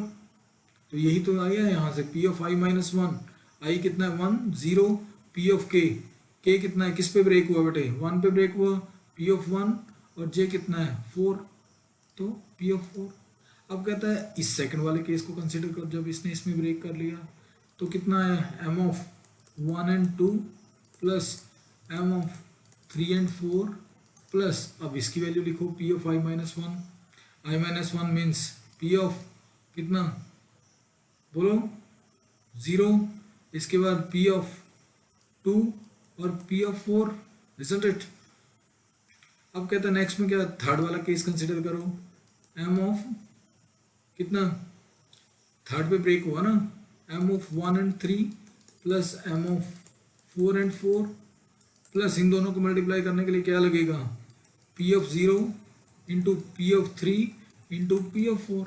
ये इनके लिए कहता है इन तीनों में से जो मिनिमल वैल्यू है वो किसको चली जानी है, m ऑफ 1 4 को चली जानी है। ओके, तो कहता है कि इसकी शुरुआत हमें कहाँ से करनी है बच्चों, कि सबसे पहले हमें गिवन क्या होगा, सिंगल मैट्रिक्स के तो हमें रिजल्ट्स दिए होंगे जो मैंने अभी भी डिस्कस किया है, m ऑफ 4 4 तो मुझे गिवन होंगे, ठीक है। अब नेक्स्ट में क्या करोगे, m 1 2 का हम निकाल लेंगे, ऐसे ही 2 3 का हम निकाल लेंगे, ऐसे ही हम 3 4 का भी निकाल लेंगे। नेक्स्ट में क्या करेंगे, हम 1 से 3 और 2 to 4 ये भी हम निकाल लेंगे। 1 to 3 के लिए क्या ऑप्शन आएगा, जब मैं a1 a2 और a3 को करूँगा तो ऑप्शन कौन से बनेंगे, या तो मैं a1 पे ब्रेक लगा दूँ और a2 a3, या फिर मैं क्या करूँ a2 पे ब्रेक लगा दूँ a3, ये वाले ऑप्शन लगेंगे। इसको इस वाले फॉर्मूला में पुट करेंगे और इसकी वैल्यू निकाल के यहाँ रख लेंगे, ऐसे 2 4 रख लेंगे। इन दोनों के से आगे क्या निकालेंगे, हम m ऑफ 1 4 निकाल लेंगे। 1 4 निकालने के लिए क्या करेंगे बेटे, हम मिनिमल चूज कर लेंगे, किस में से, जब मैंने 1 1 में डिवाइड किया, जब मैंने 1 से 2 तक मल्टीप्लाई किया, जब मैंने 1 से 3 तक मल्टीप्लाई किया। ओके, तो इसके लिए क्या करेंगे, जब 1 1 से किया तो प्लस इसमें क्या होना है, एम ऑफ 2 और 4 हो जाना है, प्लस एम ऑफ 3 और 4 हो जाना है, प्लस एम ऑफ 4 और 4 हो जाना है। ये वाली वैल्यूज प्लस इनका कोस्ट ये कर लेंगे। तो कहता है इस तरीके से फाइनली एम ऑफ 4 निकल के आएगी जो इसकी मिनिमल वैल्यू है। Yes no, so this is going to be the solution.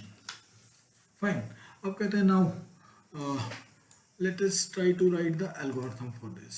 Before going to write the algorithm, let us try to have a tabular representation for the matrix M that we just discussed. So let it be the matrix M. Try to draw n is to n matrix. Fine, like this. So there it is having 5 rows and 5 columns. Now try to rotate it. Try to rotate it anti-clockwise like this. Okay, try to rotate it like this.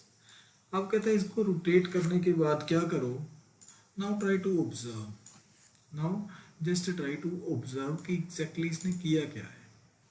कहता है कि इसकी entry निकालो, ये वाली इसकी यहाँ से इसको पढ़ना शुरू करो, 1 and 1. So this is entry number m of 1 and 1. अब कहते हैं 2 and 2. This is entry 2 and 2. This is entry 3 and 3. This is entry 4 and 4. This is entry 5 and 5. These all are equal to 0. क्योंकि single matrix है, उसकी 4 to 4 तक multiply करनी है, 5 to 5 तक, 3 to 3 तक इसको मल्टीप्लाई करना है। तो कहते हैं ये सारी एंट्री 0 है। अब कहता है इसको ऑब्जर्व करो, ये कौन सी एंट्री है, m ऑफ 2 and 1. ये कौन सी एंट्री है, m ऑफ 3 और 2. यस नो, ये कौन सी एंट्री है, m ऑफ 4 और 3. ये कौन सी एंट्री है, m ऑफ 5 और 4. तो कहता है अब इन सबको ऑब्जर्व करो, देज आर नॉन कंपेटिबल। क्योंकि हमने तो क्या किया, a1 a2 a3 a4 ये इस ऑर्डर में गिवन है which are satisfying the compatibility condition of matrix multiplication. तो 2 1 में हमने उसका ऑर्डर ही चेंज किया, it means it is not defined. ऐसे ये भी नॉट डिफाइंड, ये भी नॉट डिफाइंड, ये भी नॉट डिफाइंड, लाइक दिस। ये वाली सभी की सभी एंट्रीज क्या है, नॉट डिफाइंड। तो इनका हमें कुछ नहीं करना। ये वाली जो मैट्रिक्स है इसका हमें कुछ नहीं करना, ये हमें छोड़ देनी है। हमें तो कौन सी, हमारे काम कौन सी है, यहाँ से काम किया, इस डायगोनल से काम किया। तो इन सबको किस में फिल कर दिया, 0 0 0। अब कहते हैं इसकी फर्स्ट एंट्री उठाओ, सेकंड वाली, ये 1 2, m ऑफ 1 2 हम फिल कर सकते हैं या नहीं, m ऑफ 1 2 वो a1 है हमारे पास और 2 है, एक ही ऑप्शन है, डायरेक्ट मल्टीप्लाई करो, rows columns multiplied by column of the second, उसकी एंट्री यहाँ पर फिल कर दो। नेक्स्ट वाली क्या करो, 2 और 3, तो क्या करो 2 और 3 को यहाँ पर फिल कर दो। नेक्स्ट एंट्री कौन सी है, 3 और 4, उसको यहाँ पर फिल कर दो। नेक्स्ट एंट्री कौन सी है, 4 और 5, उसको यहाँ पर फिल कर दो। तो ये वाली जो पूरा का पूरा ये वाला डायगोनल है, इसने कौन कौन से किए, मैट्रिक्स ऑफ हैविंग 2, जितने भी कॉम्बिनेशन इन्वॉल्विंग 2 मैट्रिसेस,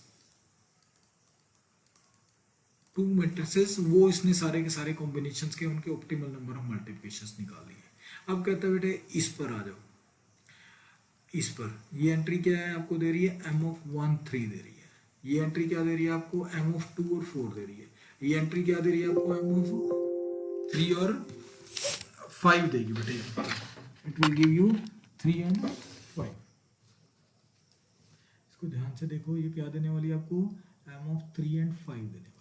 अब कहता है इस एंट्री के लिए करना क्या है मुझे, इन तीनों एंट्रीज को, m ऑफ 1 3 को निकालने के लिए मुझे क्या करना पड़ेगा, m ऑफ 1 3 के लिए मुझे क्या करना पड़ेगा, मिनिमम निकालना पड़ेगा। जब मैंने उसको 1 के अराउंड ब्रेकअप किया, इट मीन्स किसके अराउंड, 2 और 3 प्लस इसका कोस्ट। ऐसे ही m ऑफ, जब मैंने उसको 2 के अराउंड ब्रेकअप किया तो कितना, प्लस इसका कोस्ट। यस नो, तो कहता है इन दोनों में से जो मिनिमल आएगा वो मैं दे दूंगा।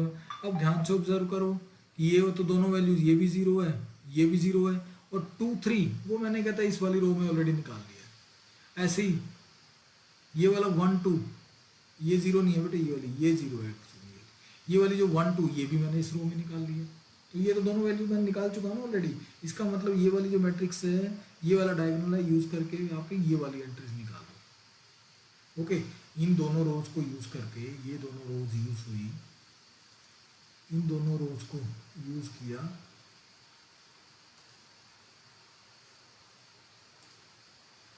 इन दोनों को, और इन दोनों का यूज करके क्या निकाले हमने, ये वाला डायगोनल निकाल लिया, थर्ड वाला डायगोनल निकाल लिया। निकाल लो बेटे। थर्ड वाले डायगोनल का क्या मतलब हुआ, when we considered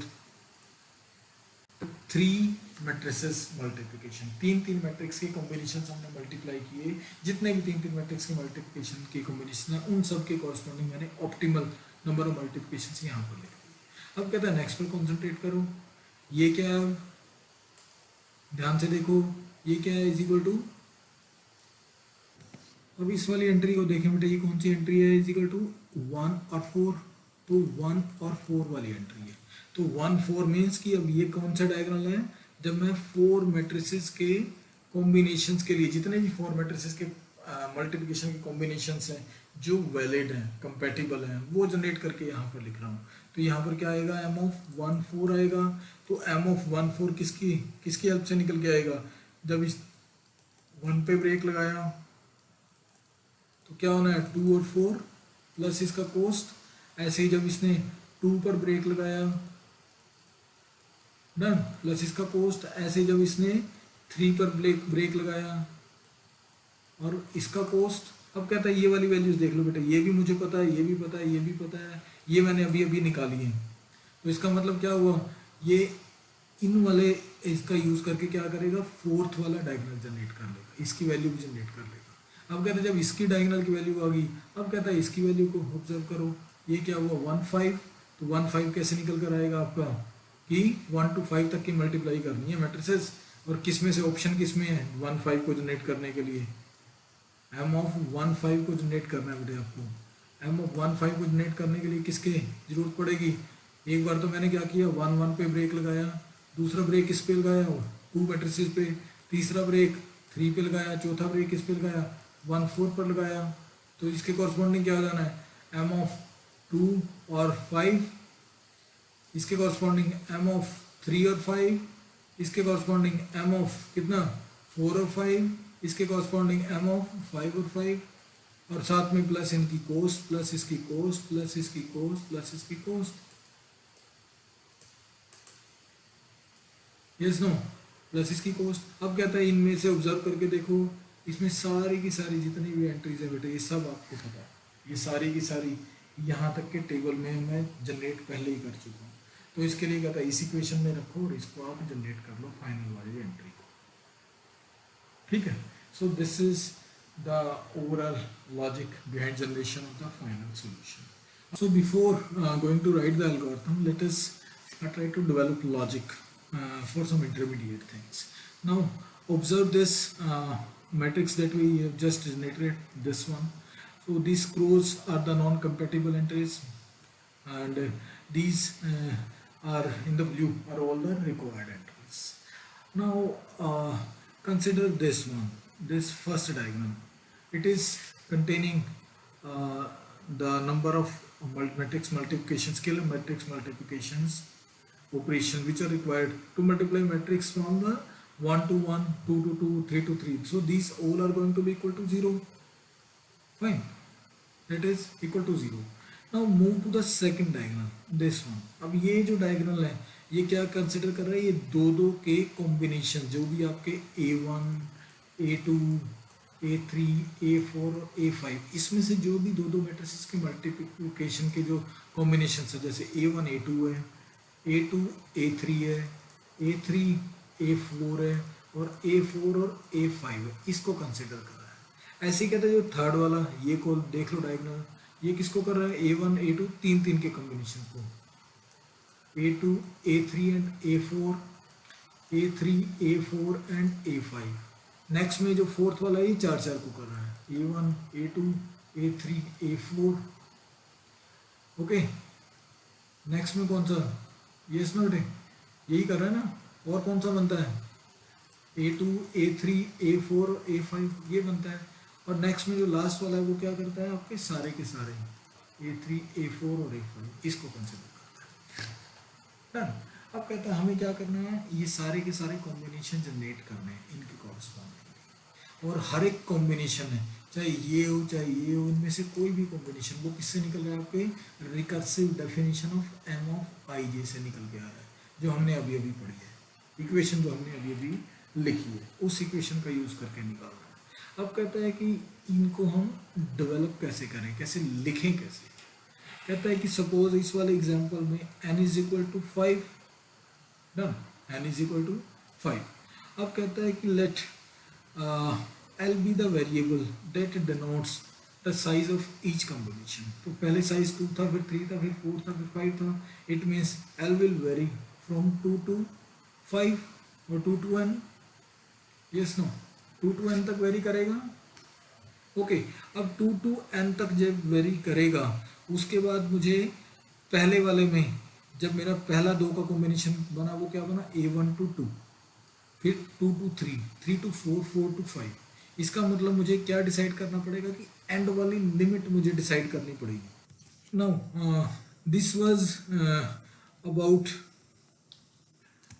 the different sizes of the combination sizes, कि हमें क्या पहले 2 कॉम्बिनेशन के 2 साइज के बनाने हैं, फिर 3 के बनाने हैं, 4 के, फिर 5 के, ये इसके लिए। अब कहता है कि जो 2 साइज के कॉम्बिनेशंस हैं, जो 2 के कॉम्बिनेशंस हैं वो ख़त्म कहाँ पर हो रहे हैं, A4 पर ख़त्म हो रहे हैं, और लास्ट कॉम्बिनेशन क्या है, A4। तो A4 को जनरेट करने के लिए क्या है, सीधा क्या करूँ मैं, क्या करना पड़ेगा मुझे, for I is equal to, कहाँ से मूव करना है, 1 से मूव करना है, और जाना कहाँ तक है, 4 तक जाना है। 4 तक जाने को मैं कैसे लिख सकता हूँ, for I is equal to 1 to n minus L plus 1। एक बार बेटे देखना है इसको, जब कहता है L की when L was equal to 2, तो इसमें क्या हुआ कि जब I इज इक्वल टू 1 होगा, फिर I इज इक्वल टू 2 होगा, फिर I इज इक्वल टू 3 होगा, और लास्ट वाला I कहाँ तक होगा, n means 5, done. L means 2 plus 1, 5 minus 3, 5 minus 2 3 plus 1 is equal to 4। तो कहता है 4 तक मूव करेंगे। इसका मतलब क्या होगा, पहले ये वाला जनरेट होगा A1, done, A1 to A2, उसके बाद A2 टू A3, नेक्स्ट वाला A3 टू A4, और उससे लास्ट वाला A4 टू A5। तो ये वाला हमने क्या फिक्स किया, I फिक्स किया यहाँ पर। तो हमें कहाँ तक मूव करने, कितने हमें कॉम्बिनेशन से चाहिए, कितने मैक्सिमम पॉसिबल है। तो क्या किया, I is equal to 1 to n minus L plus 1, ये इसके लिए। अब कहता है जो इसका कॉम्बिनेशन होगा जो कॉरस्पॉन्डिंगली, वो फर्स्ट कॉम्बिनेशन होगा कौन सा, पहले वाला A1 टू A2 है, यस नो।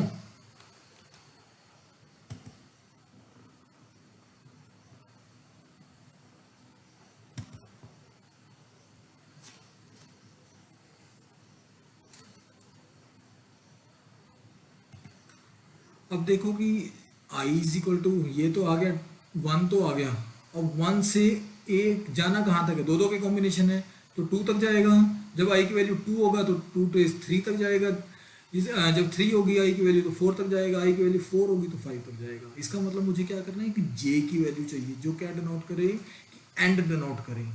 I से उसका बिगिनिंग तो निकल आएगा उस पेयर का, अब J उसका एंड क्या होगा, तो एंड क्या होने वाला हमेशा, जो I की वैल्यू है, हमने क्या किया उसमें दो के कॉम्बिनेशन बनाने थे, इसका मतलब L साइज के कॉम्बिनेशन बनाने थे, तो I plus L minus 1। Example इसका क्या है, इसी वाले केस में जब मैंने L को 2 कंसिडर किया, I को 1 कंसिडर किया, ठीक है, L is equal to 2, I is equal to 1, तो इसके corresponding J is equal to कितना हो जाएगा बेटे, I is equal to 1 plus L is equal to 2 minus 1 is equal to 1 plus 2 3 minus 1 is equal to 2।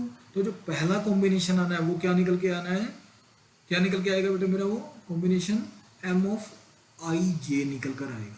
तो ये वाला I J 1 2, इसका मतलब कि पहला कॉम्बिनेशन क्या निकल कर आया है, ये M ऑफ 1 2 निकल कर आएगा। अब कहता है जैसे जैसे इस I की वैल्यू बढ़ेगी, अब की बार I की वैल्यू कितनी होगी, 2, now I becomes equal to 2, तो इसके कॉरस्पॉन्डिंग J कितना हो जाना है, बताओ, J I कितना इज इक्वल टू 2, L 2 है, और माइनस 1 इज इक्वल टू 3, तो नेक्स्ट कॉम्बिनेशन कितना हो जाना है, is equal to M of I J। I कितना था 2 और 3 यस नो, तो ये वाली नेक्स्ट वाली वैल्यू है, ये जनरेट होके आ जाएगी। अब आई की वैल्यू कितनी होगी अब 3, यस नो देखकर बताओ ना। अब आई की वैल्यू 3 होगी, जब आई की वैल्यू 3 है तो जे कितना हो जाएगा is equal to I plus L minus 1 कितना is equal to 4, yes no. तो नेक्स्ट वाली एंट्री कौन सी निकलने वाली है, आई जे 3 और 4, तो ये वाली एंट्री निकलने वाली है। जब कहता है आई की वैल्यू इज इक्वल टू 4 हो जाएगी, क्योंकि देख लो ना हमने ये I is equal to 1 to N minus L plus 1 चलना था, तो 1 to N minus L, N कितना है 5 है, एल कितना है 2 है, प्लस 1 कितना हो जाना इज इक्वल टू 4, 4 तक चलना था। तो आई इज इक्वल टू जब 4 कंसिडर किया तो जे की वैल्यू कितनी होगी इज इक्वल टू, देखो 4 plus 2 minus 1 is equal to 5, तो नेक्स्ट वाला कितना है होने वाला है M of I J means 4 और 5, तो ये वाला नेक्स्ट वाला ये जनरेट हुआ डन। इसका मतलब ये वाली पूरी की पूरी रो जनरेट होगी इसके कॉरस्पॉन्डिंग, यस नो बच्चों। तो जब I is equal to 1 to N minus L plus 1 loop चला तो ये वाली रो जनरेट होगी। अब फिर जब ये लूप कंप्लीट हो गया, अब की बार फिर क्या होगा, फिर एल इंक्रीज होगा, अब की बार एल इज इक्वल टू कितना हो गया 3 हो गया डन। जब एल इज इक्वल टू 3 हो गया तो आई को कहाँ से कहाँ तक चलना है, और I is equal to 1 to N minus 3 means 5 minus 3 plus 1 कितना चलेगा बेटे, 2 प्लस 1 इज इक्वल टू 3 चलना है। ओके तो जो आई की 3 वैल्यूज होंगी, आई इज इक्वल टू 1 होगा, आई इज इक्वल टू 2 होगा, आई इज इक्वल टू 3 होगा, इसके कॉरस्पॉन्डिंग जे की वैल्यू कितनी होनी है, J is equal to I plus L, I कितना है 1 प्लस एल 3 माइनस 1 कितना हो जाना है इज इक्वल टू 3। तो पहले वाली जो एंट्री क्या कैलकुलेट होके आएगी 1 और 3, इस आई के कॉरस्पॉन्डिंग कितनी आएगी कैलकुलेट होके, कितना 2 प्लस 3 माइनस 1 कितना 4, यस नो। इस वाले आई के लिए कितना आएगा कैलकुलेट होके बताओ, 3 plus 3 minus 1 is equal to 5। तो ये कितने, इसने कितनी एंट्री कैलकुलेट, कौन सी एंट्री कैलकुलेट की 2 और 4, इसने कौन सी एंट्री कैलकुलेट की एम ऑफ 3 और 5। तो कहता है इसको ऑब्जर्व करो बेटे, ये तीनों तीन की कॉम्बिनेशन ही तो है, ये वाली वैल्यू निकल के आ गई, ये वाली वैल्यू निकल कर आ गई, ये वाली वैल्यू निकल कर आ गई, इजंट इट। अब कहता है नेक्स्ट में फिर क्या करो, अब 2 हो गया, 3 हो गया, अब कहता है 4 में चले जाओ। ओके अब क्या कहता है कि जब एल इज इक्वल टू 4 हो गया, एल इज इक्वल टू 4 होने के बाद अब फिर आई कहाँ से कहाँ तक जाएगा, 1 2 5 माइनस 4 प्लस 1 कितना हो गया इज इक्वल टू 2, तो आई इज इक्वल टू 1 होगा और आई इज इक्वल टू 2 होगा। जब आई इज इक्वल टू 1 हुआ तो जे की वैल्यू कितनी हो जानी है, आई प्लस एल माइनस 1, ऐसे ये आई प्लस एल माइनस 1 ये कितनी हो जानी बेटे 4, ये कितनी हो जानी है इज इक्वल टू 5। तो इसके कॉरस्पॉन्डिंग एंट्री कौन सी निकल के आएगी 1 4, इसके कॉरस्पॉन्डिंग कौन सी एंट्री निकल के आएगी 2 और 5। तो ये कौन से के हैं 4 4 के हैं, ये वाली वैल्यू निकल आई। अब नेक्स्ट में क्या होगा, इसकी वैल्यू कितनी हो जानी है एल की वैल्यू बताओ 5। जब एल इज इक्वल टू 5 हो गया तो एल इज इक्वल टू 5 होने में क्या आई इज इक्वल टू कहाँ से कहाँ तक जाना है 1 टू 5 माइनस 5 प्लस 1 टू 1 तक जाना है। तो आई की वैल्यू जब इज इक्वल टू 1 है तो उसके कॉरस्पॉन्डिंग जे कितना हो जाना है इज इक्वल टू बताओ 1 प्लस 5 माइनस 1 कितना इज इक्वल टू 5 डन। आई 1 है और जे 5 है तो कौन सी एंट्री निकल के आ रही 1 5 वाली एंट्री निकल के आ रही है, ये वाली एंट्री है बेटा। सो this is the logic, this is the logic behind generating this matrix. Once this is generated we can very easily say that the entry at the top is giving us the number of, or you can say optimal number of scalar multiplication operations required to multiply this chain of matrix. Okay, now let us try to write the complete algorithm. So this is the matrix that we just discussed. We discussed the logic about generation of each and every entry of this matrix. Now the first task was the generation of this diagonal, that is the diagonal containing the combination of only a single matrix. So let us start understanding the algorithm. So the argument that is passed as p. So p was having p0, p1 up to pn, or you can say it was having n plus 1 entries. Done. So n, for getting the total number of matrices that is equal to n, we need to find the length of p and then just subtract 1 from this. Why? Because this p was having length equal to n plus 1, number of matrices plus 1.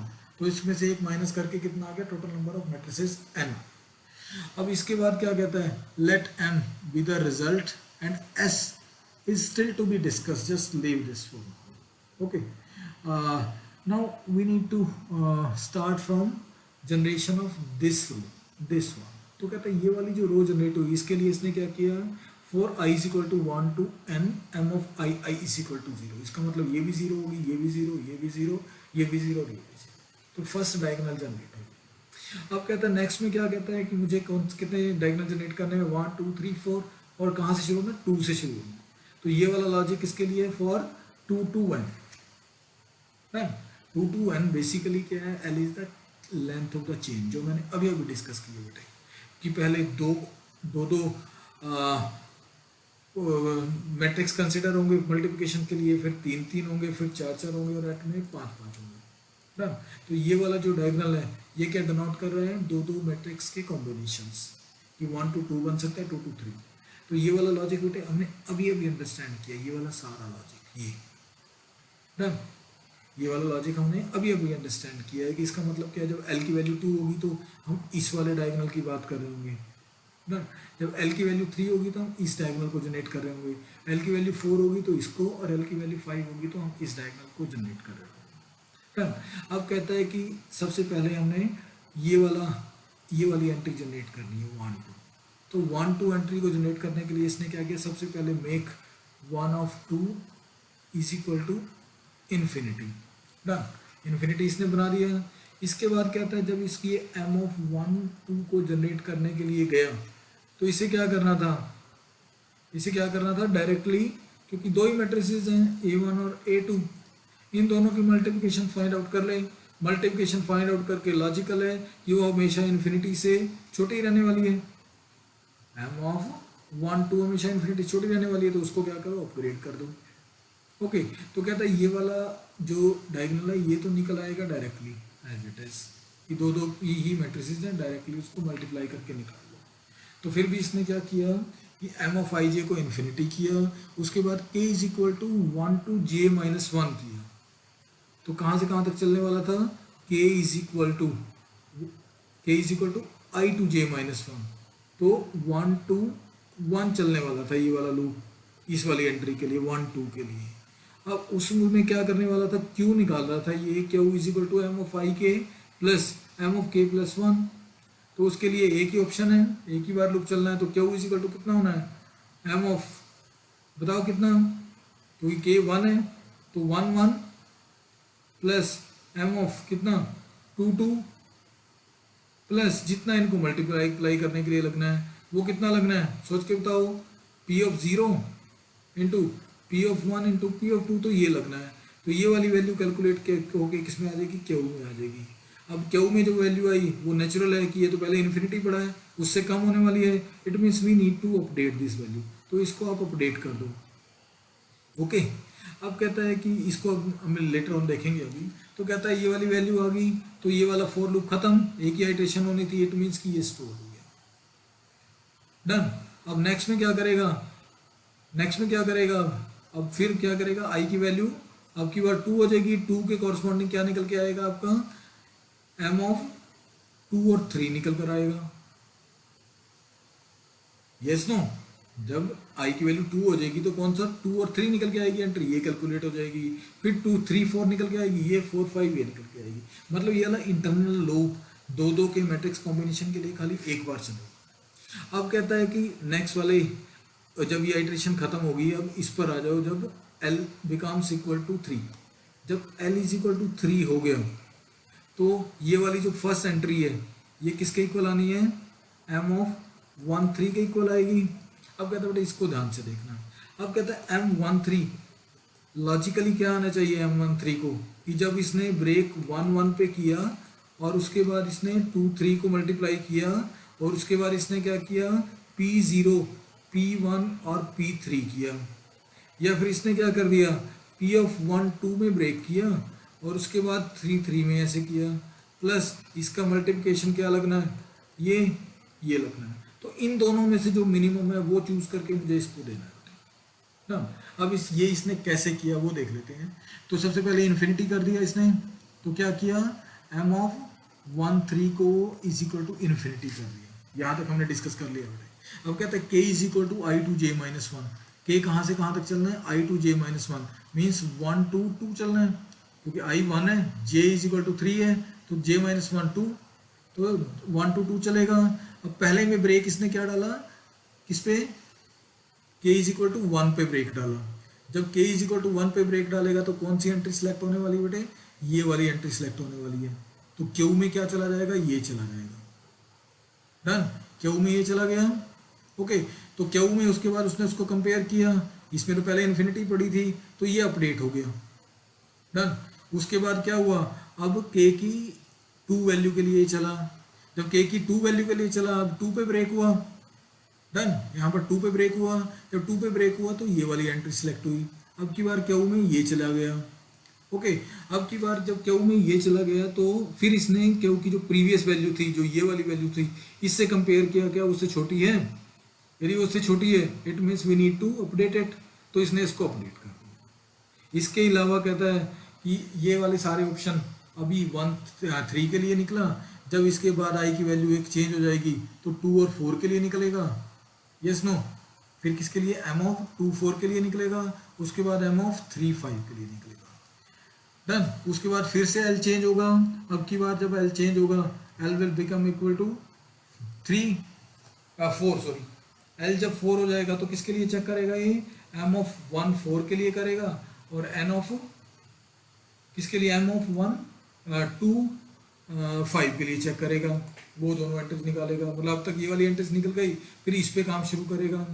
जब इस पे काम शुरू करेगा 1 4 निकालने का, अब 1 4 निकालने के ऑप्शन और बढ़ जाएंगे। यस नो, 1 4 निकालने के तो ऑप्शन बेटे बढ़ जाएंगे ना। और ऑप्शन कैसे बढ़े,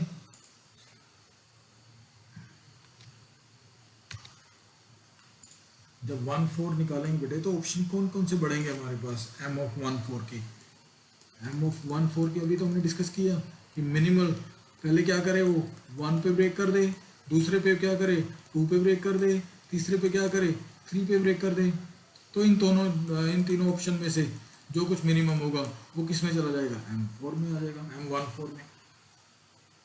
ओके, तो कहता है इस तरीके से क्या करेगा, ये वाला डायगोनल निकल आएगा इसका, फिर नेक्स्ट में जब l की वैल्यू 5 हो जाएगी तो ये वाला डायगोनल निकल कर आ जाएगा। सो this is all about the algorithm for matrix chain multiplication.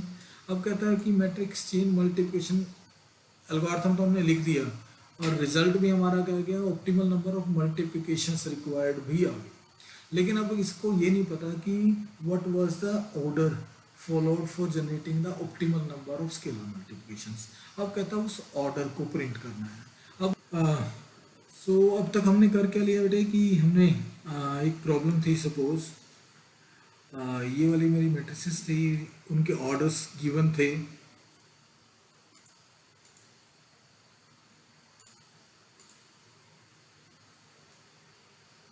तो कहता है इस मैट्रिक्स के लिए मैंने क्या किया, इस चेन मैट्रिक्स प्रॉब्लम के लिए मैंने अपना ये डायगोनल मैट्रिक्स जनरेट कर लिया, और फाइनली मैंने क्या आंसर निकाला कि these many scalar multiplications are required to solve this or to multiply these matrices optimally. Fine. So this is the solution. अब कहते हैं सॉल्यूशन तो निकल कर आ गया कि मुझे 15,125 स्केलर मल्टीप्लिकेशंस चाहिए, बट कहता है इन स्केलर मल्टीप्लिकेशंस को अचीव करने के लिए, ऑप्टिमल सॉल्यूशन अचीव करने के लिए मेरी मैट्रिसेस का जो मल्टीप्लिकेशन ऑर्डर है वो क्या है। इट मीन्स कि जो एक्चुअल में जो मेरी पैरेंथेसिस हैं वो कहाँ पर लगी है। कहता है ये तो मुझे अब तक नहीं पता ना। कहता है अब मुझे क्या करना है, इसी का सॉल्यूशन फाइंड आउट करना है कि मुझे ठीक है, फाइनल रिजल्ट मुझे मिल गया है कि इतनी नंबर ऑफ मल्टीप्लिकेशंस लगी, लेकिन मुझे अब क्या करना है, उनका ऑर्डर भी चाहिए कि किस ऑर्डर में मैं मैट्रिसेस को उनको मल्टीप्लाई करूँ।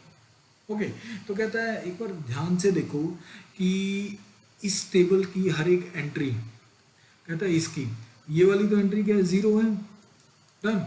ये वाली एंट्री भी डायरेक्टली निकल कर आई है जब मेरे पास दो दो थे। अब कहता है जो थर्ड एंट्री है 1 to 3, जब कहता है एम ऑफ 1 to 3 इसने किया तो इसने एक मिनिमल चूज किया किसमें, जब उसने ब्रेक किया था 1 1 के अराउंड, जब उसने ब्रेक किया था 2 के around, plus something something plus something something, done. तो कहता है कि इन दोनों में सपोज दिस वाज मिनिमल, तो इसका मतलब कि ब्रेक कहाँ हुआ कि A1 पे ब्रेक हुआ, A2 और A3 को उसने ऐसे कैलकुलेट किया, और जो कहता है ये वाली सिलेक्ट हुई मिनिमल, तो इसका मतलब क्या हुआ कि 2 पे ब्रेक हुआ, A1 और A2 ऐसे मल्टीप्लाई हुए और A3 ऐसे मल्टीप्लाई हुए। ओके, तो इसका मतलब क्या हुआ, if I store this minimal or you can say the index of the matrix that generated the optimal solution for generation of this M13, then it will be helpful in generating the final part। तो वही उसने किया, इसने क्या बोला कि इसके parallelly एक S मैट्रिक्स भी जनरेट कर लो। ओके, S मैट्रिक्स भी इसके कॉरस्पॉन्डिंग जनरेट कर लो, डन। तो कहता है उस S मैट्रिक्स में मैं क्या करूंगा, जैसे m ऑफ 1 3 है, तो m ऑफ 1 3 में मैं क्या पुट कर दूंगा, is equal to 2 if this term हुआ generating the optimal number of multiplications, और या फिर मैं इसको 1 स्टोर करता यदि ये जनरेट करती कि वो ब्रेक किसके अराउंड हुआ, कौन से मैट्रिक्स में ब्रेक हुआ। ओके, तो m ऑफ आई जे में मैं क्या कर दूंगा, इज इक्वल टू जो मिनिमल आई एंट्री कहता है वो k, वो वाली फिल कर दूंगा उस वाले इंडेक्स की। तो वही उसने काम किया, कहता है ऐसे इसने एक मैट्रिक्स बनाई, डन। अब कहता है कि ये जो 1 और 2 थी, डन, ऐसे 2 और 3 थी, 3 और 4 ये वाली एंट्री, 4 और 5, ओके, और ये वाली कौन सी थी, 5 और 6, ये जब दो दो एंट्रीज हैं मतलब कि 1 और 2 को मल्टीप्लाई करना था, तो नेचुरली ये 1 में ब्रेक होगा, तो यहाँ पर इसने 1 में ब्रेक किया, 2 में ब्रेक किया, 3 में, 4 में, 5 में, तो ये तो अंडरस्टूड है, ये वाली एंट्री तो डायरेक्टली आ जाएगी। अब कहता है इसको कंसिडर करो, ये वाली कौन सी एंट्री है, 1 और 3, तो 1 और 3 में जब आप कैलकुलेट करोगे, इस प्रॉब्लम को सॉल्व करोगे, तो ये तो आएंगे number of optimal multiplication, scalar multiplication. इसके अलावा जो सॉल्यूशन आएगा वो कहता क्या आने वाला है, इसने किस में चूज किया होगा, इसको A1 और A2 और A3, इस तरीके से A1 में इसने ब्रेक किया होगा, तो A1 के कॉरस्पॉन्डिंग इसने क्या स्टोर कर दिया, इज इक्वल टू 1 स्टोर कर दिया। ऐसे ही जब ये 2 और 3 को कैलकुलेट करने के लिए गया, सॉरी 2 और 4 को जब ये कैलकुलेट करने के लिए गया, m ऑफ 2 और 4 को, तो इसके पास ऑप्शन कौन कौन से थे, मिनिमल चूज करना था किस किस में, m ऑफ, या तो 2 के 2 में ही उसमें ब्रेक कर दे प्लस समथिंग समथिंग, या फिर क्या करे, किस में ब्रेक करें, 2 और 3 में ब्रेक कर दे प्लस समथिंग समथिंग। तो कहता है इन दोनों में से कौन सा मिनिमल है, वो वाला। तो कहता है इस जब प्रॉब्लम को सॉल्व करोगे देन यू विल फाइंड कि इन दोनों में से, इन दोनों एंट्रीज में से जो ये वाला पाथ मिनिमल था, इसका मतलब उसने क्या ब्रेक किया कि उसने A2 और A3 दोनों को मल्टीप्लाई किया और फिर आगे A4 से मल्टीप्लाई किया, डन। तो कहता है ये वाला जो 3 है 3 पे स्टॉप आया, तो इसने क्या किया, इसके साथ साथ यहाँ पर 3 रख दिया। ऐसे ही जब उसने 3 और 5 निकाला तो उसने 3 के अराउंड फिर से ब्रेक किया। जब उसने 4 और 5 निकाला, ये वाली जो एंट्री है 4 और 6 निकाला, तो उस केस में उसने किसके अराउंड किया, 5 के अराउंड ब्रेक किया। तो कहता है इन द सेम वे क्या करो कि जब जब ये मिनिमल सेलेक्ट हुआ, इस वाले एल्गोरिथम को देखो बेटे, जब जब ये Q was less than this, जब जब इसकी वैल्यूज अपडेट हुई, तब तब क्या हुआ, उसने S में भी क्या किया, अपडेशंस की। ओके, तो फाइनली आपका S क्या कंटेन करने वाला, IJ, जिसपे फाइनली आपकी मैट्रिसेस में जो ऑप्टिमल स्केलर मल्टीप्लिकेशंस वाला जो ब्रेक हुआ है, वो वाले मैट्रिक्स का इंडेक्स सेव हो गया। कहता है इस तरीके से इसको बेटे भरते चलो। तो ये क्या डिनोट कर रहा है आपका कि 1 6 को निकालने के लिए, जैसे इस वाले एग्जाम्पल को देखूं कि जो मैं इसकी एंट्री ऑब्जर्व करूं, m ऑफ 1 6, तो वो तो क्या दे रही है 15,125 स्केलर मल्टीप्लिकेशन। अब कहता है इसकी 1/6 को ऑब्जर्व करो, 1/6 वाज इक्वल टू 3। इसका मतलब क्या हुआ कि इसने 3 के अराउंड ब्रेक किया, तो A1 टू A3 को इसने यहाँ पर मल्टीप्लाई किया और उसके बाद 4 और 6 को अलग से मल्टीप्लाई किया। इसका मतलब बेटे ये हुआ कि इसने ये वाली ब्रैकेट्स लगाई, A1 to 3 इकट्ठा मल्टीप्लाई किया और 4 to 6 इसने अलग से मल्टीप्लाई किया। अब कहता है A13 कैसे मल्टीप्लाई हुआ होगा, इसका मतलब क्या है, आप 1 और 3 वाली एंट्री पर जाओ तो ये 1 है और ये 3 पर एंट्री पर जाओ तो 1 और 3 एंट्री क्या है, इज इक्वल टू 1।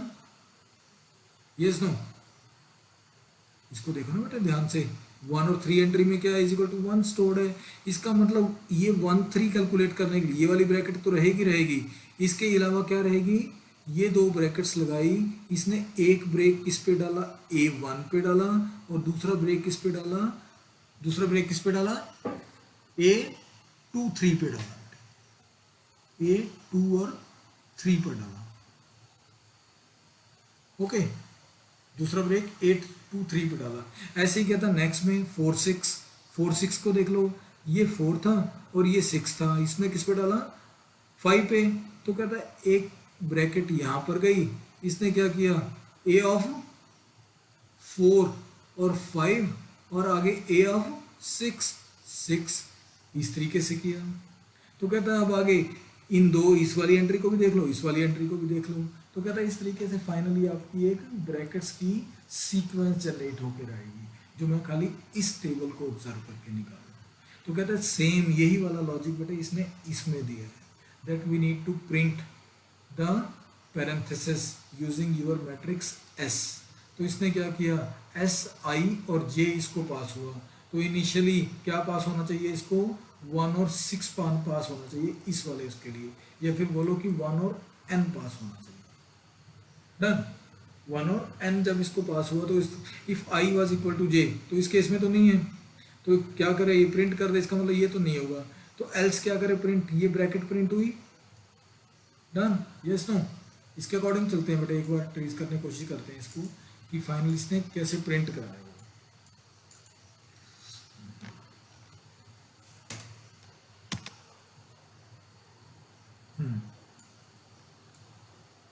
तो एक बार प्रिंट करा के देखते हैं इस एल्गोरिथम के द्वारा। तो 1 और 6 पास हुआ इसको। ओके, तो S1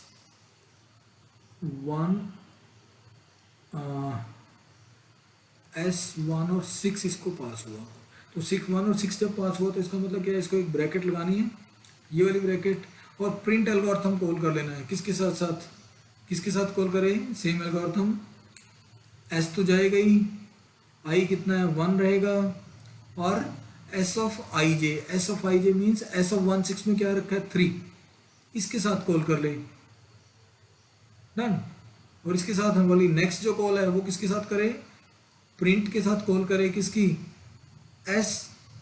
done, I J plus 1 means 3 + 1 4, और क्या J वो कितना इज इक्वल टू 6, इसके साथ कॉल कर ले, और लास्ट में ये वाली ब्रैकेट लगा दे।